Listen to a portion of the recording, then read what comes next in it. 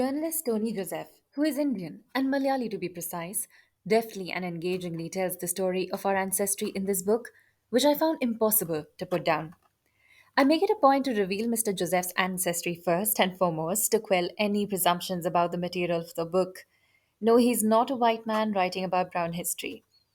With that settled, let me say that I've found early Indians an honest, nuanced, and unbiased inquiry into who we are, a question that has been riddled with political controversy for years.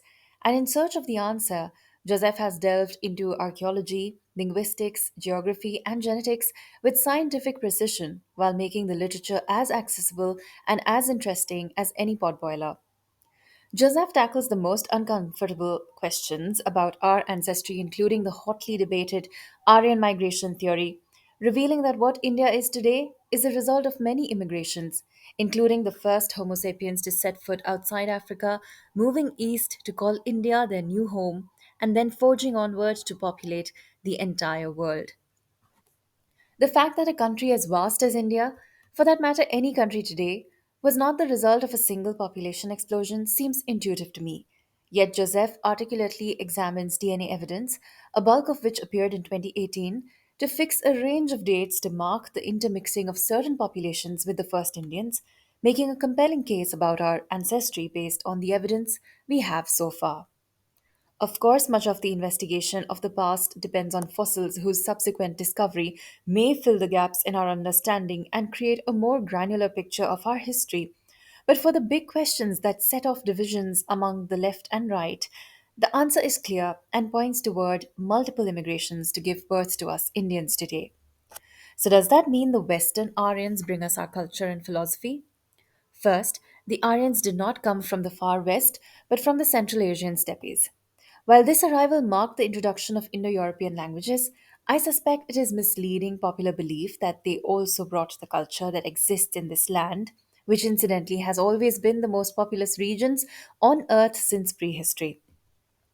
In fact, Indian history is so ancient and so shrouded in mystery still that to use terms like Aryavart and date them to a certain yug would be ambiguous because the texts from which we source our information were compiled over ages, defeating the possibility of perfect timelines and a single chronology of events.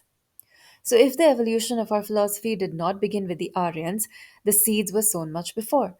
Hinduism really is a way of life that its followers abide by, and whether or not its customs were set in written record, it must predate the arrival of Aryans, who perhaps brought with them their own ritual practices, like performing yagyas, which later became intertwined with indigenous practices.